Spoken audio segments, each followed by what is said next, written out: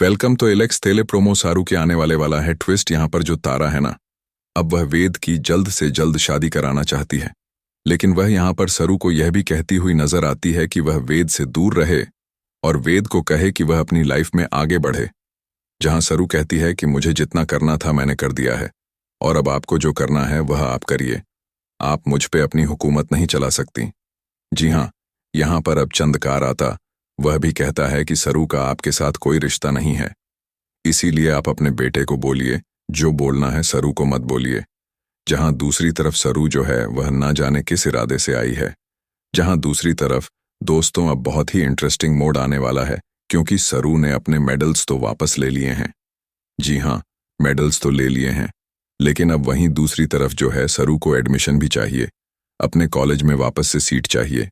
लेकिन इस अनिका ने इतना टफ पेपर बनाया और ऊपर से वेल आपको बता दें कि अब यहाँ पर एक ऐसा पेन जो कि इनविजिबल पेन है, यानी कि सरू आंसर शीट भरेगी तो सब कुछ लिखेगी, आंसर्स भी लिखेगी, लेकिन वो 15 मिनट बाद गायब हो जाएगा, यानी कि ब्लैंक पेपर हो जाएगा, जिससे कि सरू हार जाएगी और चैलेंज हारने के साथ ही साथ सरू का सपना भी टूट जाएगा और सरू को एडमिशन नहीं मिलने वाला है।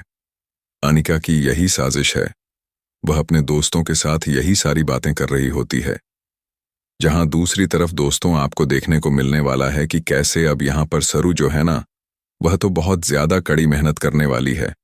दिन रात पढ़ाई करेगी, मेहनत करेगी और वह वेद की हेल्प भी नहीं लेगी। लेकिन वहीं पर इस मेहनत का क्या फायदा, क्योंकि जिस पेन से सरू लिखेगी ना, वह पेन ही खराब होने वाला है, वह इनविजिबल पेन होने वाला है। ऐसे में यहां पर वेद को अब जल्दी सच्चाई पता चलने वाली है कि सरू के साथ कुछ तो गड़बड़ की गई, जिससे कि सरू एग्जाम में फेल हो जाए और हार जाए। ऐसे में दोस्तों आपको बता दें कि फाइनली अब आपको देखने को मिलने वाला है कि वेद जो है ना, एक जोरदार तमाचा अनिका के गालों पर लगाने वाला है। सर उपचारों तरफ से फंस चुकी है, उसे समझ नहीं आ रहा निकालकर किसके पास जाएगी या कोई और उसका अपना आएगा। उसका साथ देने के लिए उसने देखा कि अनिका घर के अंदर आकर किसी से बात कर रही थी और उसकी हंसी में एक अजीब सा शरारती इशारा छिपा था। सरू समझ गई कि यह कोई सामान्य योजना नहीं है, उसे तुरंत पता लगाना होगा कि अनिका अब क्या करने वाली है।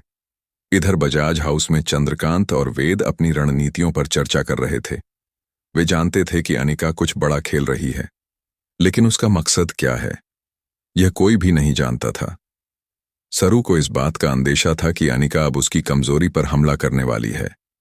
वह सोच रही थी कि कैसे परिवार और कॉलेज की स्थिति दोनों को संभाले और अनिका के जाल में फंसने से बचे। उसी समय सरू के गले में पहचाना हुआ मंगलसूत्र का मोती हल्का सा हिल गया। वह तुरंत उसे पकड़ने लगी और सोचने लगी कि यह मोती उसके लिए अब केवल आभूषण नहीं बल्कि उसकी उम्मीद और ताकत का प्रतीक बन चुका है। उसी पल वेद वहां आ गया और मोती सरू को थमाते हुए कहता है, यह हमारी आखिरी उम्मीद है, इसे संभाल कर रखना सरू, अब इसे खोने का कोई विकल्प नहीं। अनिका की चाल और भी खतरनाक थी।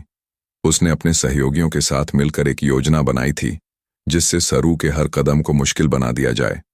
वह जानती थी कि सरू हर बार उसकी चालों का सामना करती आई है, लेकिन इस बार उसके पास ऐसा प्लान था जिसे देखकर कोई भी सोच में पड़ जाए। अनिका सोच रही थी कि अगर सरू अब भी सतर्क ना रही तो उसके लिए खतरा और बड़ा हो जाएगा। शुरू लगी अब तक का सबसे बड़ा फैसला, क्योंकि उसने जो नहीं किया उसे वह करना पड़ेगा। सरू अपने कमरे में अकेली बैठकर हर संभावित स्थिति की कल्पना कर रही थी। उसके दिमाग में अनिका की चालों के हर पहलू को लेकर योजना बन रही थी।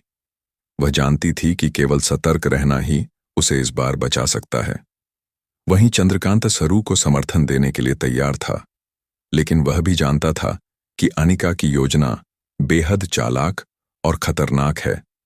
ऐसी लेटेस्ट अपडेट देखने के लिए हमारे चैनल को सब्सक्राइब करें और वीडियो को अपने फैमिली मेंबर के साथ शेयर करें।